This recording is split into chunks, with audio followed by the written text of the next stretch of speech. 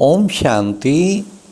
सुनते हैं आज 4 जुलाई 74 के अव्यक्त बाप दादा के मधुर महावाक्य। आज की अव्यक्त वाणी का टाइटल है स्वस्थिति की श्रेष्ठता से व्यर्थ संकल्पों की हलचल समाप्त। आज की अव्यक्त वाणी में बाबा ने संपूर्ण निशाने के नज़दीक पहुंचने की दो नशे वो कौन से हैं, दूसरा कमज़ोर संकल्प करने के क्या क्या नुकसान हैं, तीसरा कौन सी स्मृति भय के भूत को भगा देगी। साथ साथ बाबा ने कहा कौन से चरित्र दिखाने वाले श्रेष्ठ चरित्रवान नहीं बन सकते। तो सुनते हैं आज 4 जुलाई 74 की मुरली स्वस्थिति की श्रेष्ठता से व्यर्थ संकल्पों की हलचल समाप्त। क्या अपने संपूर्ण निशाने के नज़दीक पहुँचे हो? क्या निशाने पर पहुँचने की निशानियाँ दिखाई देती हैं? क्या संपूर्ण निशाने के नज़दीक पहुँचने की निशानी का डबल नशा उत्पन्न होता है? पहला नशा है, अब सुनना बड़े ध्यान से, पहला नशा है कर्मातीत अर्थात सर्व कर्म बंधनों से मुक्त न्यारे बन प्रकृति द्वारा निमित्त मात्र कर्म कराना। ऐसे कर्मातीत अवस्था का अनुभव होगा। न्यारे बनने का पुरुषार्थ बार बार नहीं करना पड़ेगा, सहज और स्वतः ही अनुभव होगा कि कराने वाला और कराने वाली ये कर्म इंद्रियां स्वयं से हैं ही अलग। मैं करने वाला अलग हूँ करनार, और इन कर्मेंद्रियां ही अलग हैं। दूसरा नशा है विश्व के मालिक बनने का, कि ऐसे अनुभव करेंगे जैसे कि स्थूल चोला व वस्त्र तैयार हुआ सामने दिखाई दे रहा है और निश्चय होगा कि वस्त्र तैयार है और थोड़े ही समय में उसे धारण करना है। वह सर्वगुण संपन्न और सतो प्रधान नया शरीर स्पष्ट दिखाई देगा और चलते चलते नशा और खुशी होगी कि कल ये पुराना शरीर छोड़ नया शरीर धारण करेंगे। जरा सा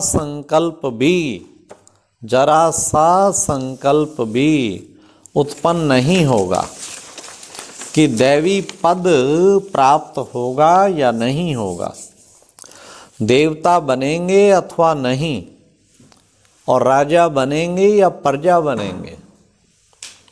ऐसे संशय का संकल्प भी उत्पन्न नहीं होगा, क्योंकि सामने स्पष्ट दिखाई दे रहा है आज हम यह हैं और कल यह होंगे।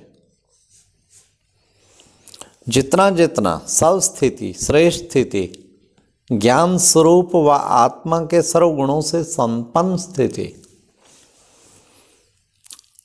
अचल अडोल निरंतर एकरस होती जाएगी, उतने ही संकल्पों की हलचल समाप्त होती जाएगी। जैसे साकार में माता पिता को देखा ना कि दोनों के ही नशे में संकल्प की भी हलचल नहीं थी, संपूर्ण अचल और अटल निश्चय था कि यह तो बना हुआ ही है अथवा यह तो निश्चित ही है। तो नशे की निशानी अटल निश्चय और निश्चिंत अनुभव होगी। निशाने की निशानी नशा और नशे की निशानी निश्चय और निश्चिंत। साथ साथ माया के किसी भी प्रकार का वार होने से और हार खाने से भी निश्चिंत। ना मालूम माया हार नहीं खिलावे, विजयी बनेंगे या नहीं, इस कमजोर संकल्प से भी निश्चिंत, क्योंकि सामने दिखाई दे रहा है। क्या ऐसा अनुभव होता है? कमजोर संकल्पों की चिंता में कि माया आ नहीं जावे, कमजोर हो ना जाऊं और मुझे सफलता मिलेगी अथवा नहीं, क्या इस भय के भूत के वश अपना समय और शक्तियां व्यर्थ तो नहीं गंवाते हो? ऐसा कमजोर संकल्प करना अर्थात स्वयं में संशय का संकल्प रखने से कभी भी संपूर्ण नहीं बन सकेंगे। यह संकल्प करना अर्थात कमजोरियों के रूप में एक भूत के साथ माया के भूतों का आवाहन करते हो अथवा बुद्धि में स्थान देते हो व एक के साथ अनेकों को निमंत्रण देते हो। इसलिए इस भय के भूत को भी जब तक बुद्धि से नहीं निकाला तब तक इस भूत के साथ बाप की याद बुद्धि में कैसे रह सकती है? बाप की याद और भूत यह दोनों इकट्ठे निवास नहीं कर सकते। इसलिए कहावत भी है कि निश्चय बुद्धि विजयंती। यह निश्चय व स्मृति रखो और समर्थी रखो कि अनेक बार बाप के बने हैं व माया जीत बने हैं। तो अब बनना क्या मुश्किल है? क्या स्मृति स्पष्ट नहीं है कि मुझ श्रेष्ठ आत्मा ने विजयी बनने का पाठ अनेक बार बजाया है? अगर स्पष्ट स्मृति नहीं है तो इससे सिद्ध है कि बाप के आगे स्वयं को स्पष्ट नहीं किया है। किसी भी कारण से बाप के आगे कुछ छिपाया है तो यह भय का भूत इस कारण से ही छिपा हुआ है। जो हूं और जैसा हूं वैसा ही बाप का हूं। इस निश्चय में कमी का कारण यह भी निश्चय नहीं है कि मैं अनेक बार बना हूं। बाबा अनेक बार बना हूं। ये सदैव बाबा कहते स्मृति बच्चों को रहनी चाहिए अनेक बार बनने की। बाप के आगे छिपाने से एक के ऊपर लाख गुना बोझ चढ़े हुए होने के कारण जब तक स्वयं को हल्का नहीं किया है तो सोचो कि एक गलती के पीछे अनेक गलतियां करने से और एक मर्यादा का उल्लंघन होने से अनेक मर्यादाओं का उल्लंघन हो जाने के कारण वह इतने लाख गुना बोझ चढ़ा हुआ होने से चढ़ती कला में कदम कैसे बढ़ा सकते हो और निशाने के समीप कैसे आ सकते हो? लौकिक दुनिया में भी कोई चीज छिपाने वाले को कौन सा टाइटल दिया जाता है? छोटी सी चीज को छिपाने वाले को चोर की लिस्ट में तो गिनेंगे ना।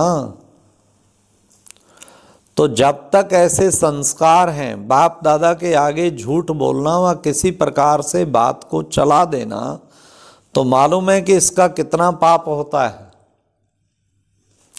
ऐसे अनेक प्रकार के चरित्र बाप के आगे दिखाते हैं।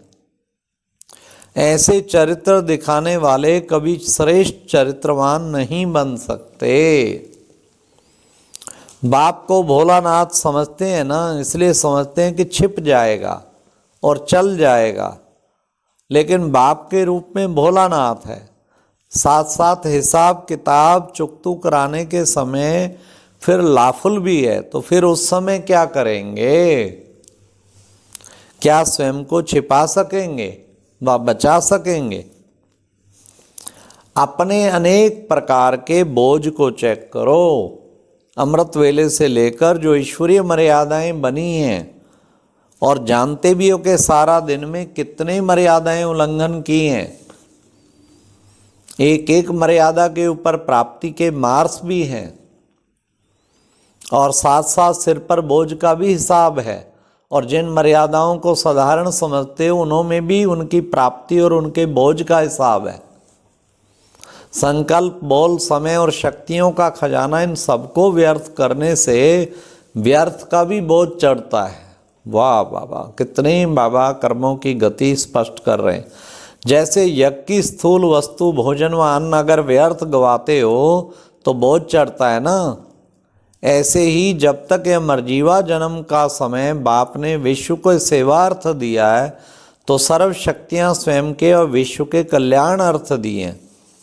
मन शुद्ध संकल्प करने के लिए दिया है और यह तन विश्व कल्याण की सेवा के लिए दिया है। आप सबने तन मन और धन जो दे दिया है तो वह आपका है क्या? जो अर्पण किया वह बाप का तो हो गया ना। बाप ने फिर ये विश्व सेवा के लिए दिया है। श्रेष्ठ संकल्प से वायुमंडल और वातावरण को शुद्ध करने के लिए मन दिया है। ऐसे ईश्वरीय देन को अर्थात ईश्वर द्वारा दी हुई वस्तु को यदि व्यर्थ में लगाते हो तो बोझा नहीं चढ़ेगा क्या? बिल्कुल चढ़ेगा। आजकल भी जड़ मूर्तियों द्वारा मंदिरों में जो थोड़ा सा प्रसाद भी मिलता है उसको कब व्यर्थ नहीं गवाते हैं। अगर जरा सा कणा भी पांव में गिर जाता है तो पाप समझ मस्तक से लगाकर स्वीकार करते हैं। अनेकों के मुख में डाल प्रसाद को सफल करने का पुरुषार्थ करेंगे और उसे व्यर्थ नहीं गंवाएंगे। यह स्वयं बाप द्वारा मिली हुई जो वस्तु मन व तन परमात्म प्रसाद हो गया, क्या इसको व्यर्थ करने का बोझ नहीं चढ़ेगा क्या? जरूर चढ़ेगा बाबा।